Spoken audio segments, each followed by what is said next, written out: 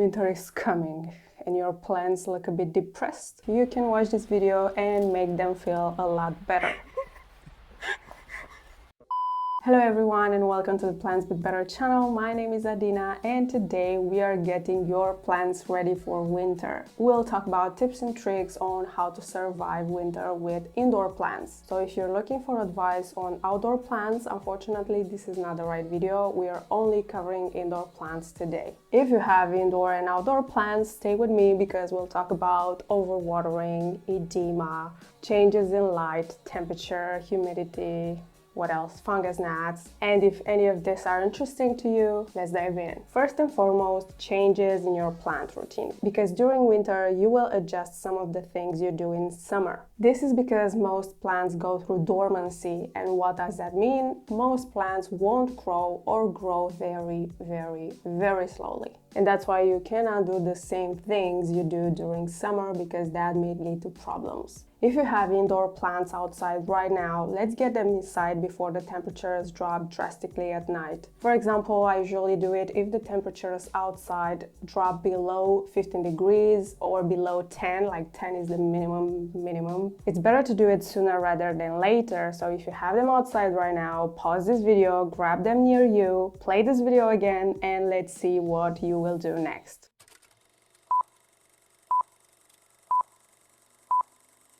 Good, and glad you're back. Hope your plants are safe. Now, before you mix them together with the indoor plants, you might want to check them for pests and do a one last shower of the year. If you're not being careful, you might bring inside pests that will be more than happy to feed on your peace of mind and on your all collection. That's a dangerous game to play. Showering your plants is a great method to clean the leaves, and it will also help them photosynthesize better. Clean leaves, clean surfaces.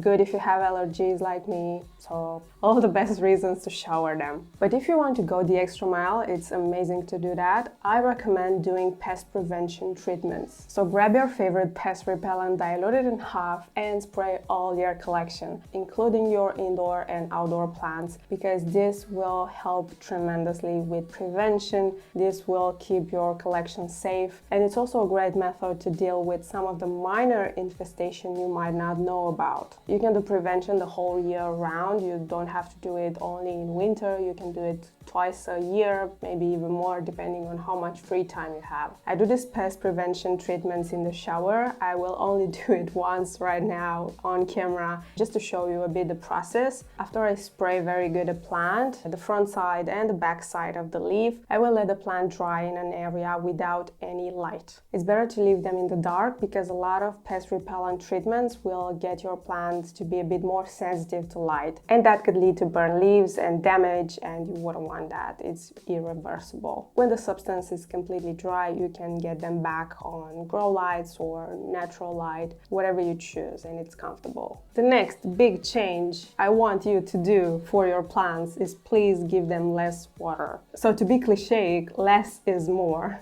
Dormant plants don't grow or grow super slowly, but mostly don't grow. If they are resting, they don't need the same amount of attention from you.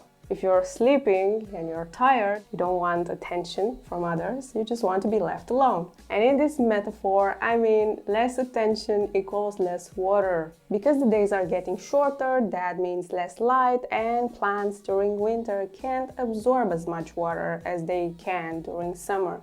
Actually, you'll be surprised how little water they need during this time of year. For example, if I water a plant every 10 days during summer, I could water the same exact plant every month during winter. It depends a little bit on how much water it needs. It depends on the foliage. If it's thicker, you might slow down a lot on watering. It depends on the light it's getting. And if it's dormant, just let it be. It's like a stress-free plant. I'm sure if you're not a beginner, you experienced at some point with the side effects of overwatering, and that means root rot. The roots stay in water for too long. On top of that, the temperatures are dropping. It's sure to say that if you're keeping the same watering schedule, your plants will experience root rot at some point. Root rot is very frustrating in my point of view. It's not pretty, it's irreversible, it's just nasty to deal with. Whether you're a beginner or not, it's just better not to have it. So depending on how bad it is, you might lose your plant altogether, and if you're lucky, you can cut and trim the roots and leave only the healthy part. Or if the rot is already spreading, you might want to cut a part of the stem as well and propagate it and try to save your plant. If you don't know exactly how to deal with overwatering, you might be wondering how to deal with root rot as well. And the best advice for that is to check the soil every time. Check the soil before watering your plants. You can do the classic test with your index finger. Place your finger in the pot as deep as you can and see the moisture level for yourself. And if you don't want to get your hands dirty, you can use a chopstick or a wooden stick and place it in the substrate until it reaches the bottom of the pot. Twist it for a little bit, and if it comes out dirty, then it's not the right time to water your plant. And if it comes out clean or just a little bit dusty, then you can do it. It's safe to water your plants. I do this test for my plants. Some of them might even tell you that it's time for watering because the leaves will get droopy, but some of them will not tell you, and you need to do this all the time. I will let the substrate dry out completely for 99% of my plants, and only this helped me prevent root rot the best.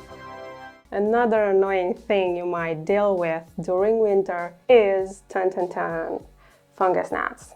You might start to notice some annoying little creatures, some annoying little flies, and those are none others than fungus gnats, especially if you have a wide collection with a lot of plants that are grown in substrate. During winter, these insects have the best chance of spreading because they like humid environments, and they also like rotting stuff, rotting roots. If you have a lot of them, you might want to check from which plants they are coming mostly and check the roots because that plant might have problems. Depending on the stage of their life, they feed mostly with organic matter from the soil. That doesn't mean 100% that you have root rot, but it's better to check. Don't get me wrong, they are not as harmful as other pests, but if they multiply, they can get really bothersome. So prepare your sticky traps and cinnamon to fight these brats and cut down on watering. If you have an infestation or if you're interested in getting rid of fungus gnats, subscribe to this channel because soon enough we will make a video about it, and if it's already there, we will link it in the description box. I think this is a very interesting subject because sticky traps will help you with adults, but it will not help you with the first stages of life, larvae and eggs and all that nasty stuff in the soil. So yeah, you will find all this information in that video. Now let's talk about something that is not that common, is not that popular, but it could be something you might experience during winter, and that is edema. Let's take the class Edema 101. What does edema means? Well, on some houseplants, edema looks something like this, and it's a sign that your plant cannot process all the water that it's given. This happened for me especially on Rhaphidophora tetrasperma and also on a couple of pothos and a couple of philodendrons. Edema is normal and mostly it's harmless. It's not that big of a problem unless you get it multiple times, especially on the same leaves. It will affect the leaves and they will turn yellow and die, and you might get yourself a leggy plant. The fix for this is pretty simple. It usually goes away in a couple of days, but if that doesn't happen, I would suggest to move your plant with a place with more light. Which leads me to the next tip, which is please increase the light in your home. Winter means shorter days, and shorter days means less light for your plants. It's easy, it's math. This is one of the reasons a lot of your plants go through dormancy. However, you will have some plants active during winter, and those plants will need more light. Using grow lights will bring some comfort to your plants, and if you have expensive plants in your collection, I advise you to get those grow lights even more. Think about grow lights for plants as vitamin D supplements for humans. If vitamin D helps you maintain a healthy bone structure, grow lights for your plants will do the same thing and will help them grow strong, beautiful leaves. And a sign that your plant is not getting enough light is the size of the leaves. If your plant is growing small and smaller leaves, that means means it needs more and more light. If you want a more in-depth video about grow lights, how to use them, recommendations, specs and so on, please let me know in the comments because I would be more than happy to work on one. Now let's analyze what happens if your plants don't get a good amount of light. You'll notice that some plants can grow in mediocre lights. You will notice that some plants can grow in mediocre light, but they grow leggy, long vines, tiny leaves, not looking very good. I've talked about this in a previous video, which I will link in the description box. Lack of good light will make your plants adapt and grow small or not grow at all. And when this happens, you might need to prune your plant. You can try to propagate the wet sticks you get by pruning, depending on the plant, but more details you will find in the video I just mentioned. What about humidity? If your collection has a lot of humidity lover plants, you might need to adjust the humidity levels in your home. In my home, I use a dehumidifier for my plants because my home is very humid all year long, but I know that a lot of homes during winter are the exact same opposite and they need to use a humidifier for their plants in order to thrive. It's great if you can monitor the humidity in your home and keep it about 50% or just a bit higher than that. However, I don't recommend the humidity higher than 70% outside of a greenhouse or an IKEA cabinet. It's just suicide for humans. A crazy high humidity is not beneficial for yourself, and you take care of plants. If your home is getting colder, a high humidity will make it feel even colder, and that's not beneficial for your plants either. Also, don't try to mist your plants during winter, pretty please. That is not helping them unless you grab a washcloth and wipe the dust away. Water that stays on the plant for too long will promote fungal infections and rot. So don't do that, it's not necessary. Temperature changes, let's bring that up. A good thing to do for your plants during winter is to keep a constant temperature, especially during day and night. A lot of indoor plants are tropical and they like consistency. That's why you should avoid keeping them in cold drafts and close the window during the night. On the other hand, you should avoid placing them above a radiator as well because excessive heat is not beneficial for your plants and it will make them suffer. The fact that you will keep your plants in constant temperatures is going to help them not get stressed. Think about shipping. And also, why haven't I thought about it?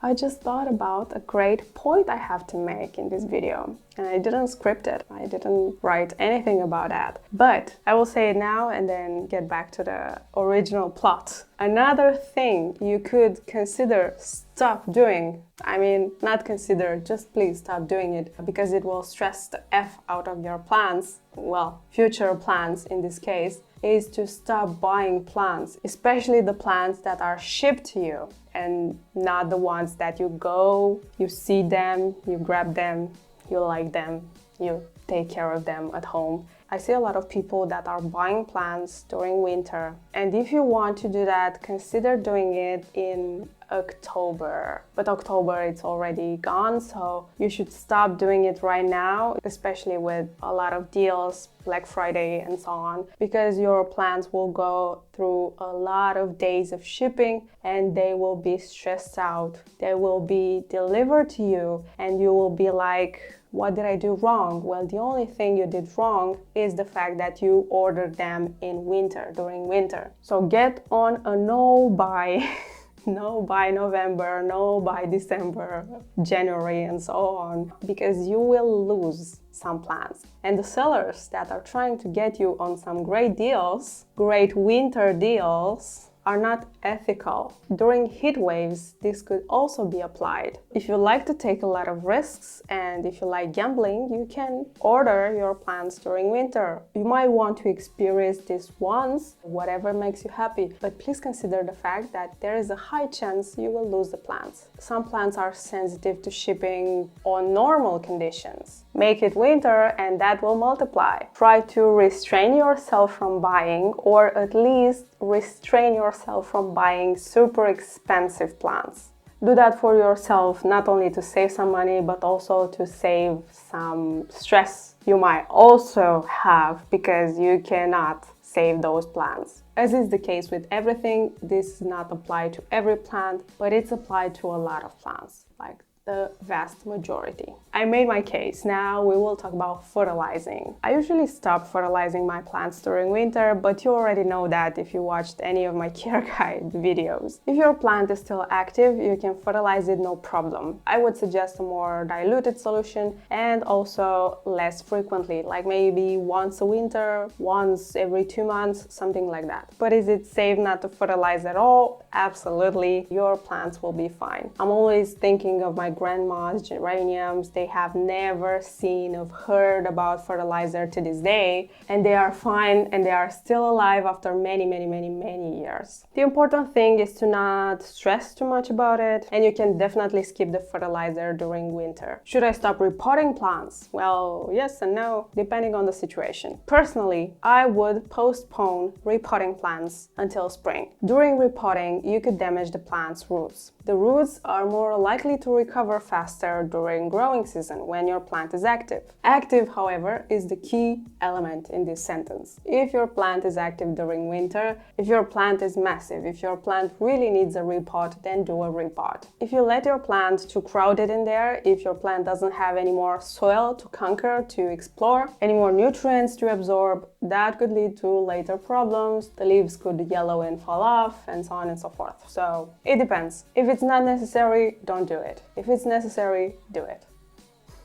Can I propagate plants during winter?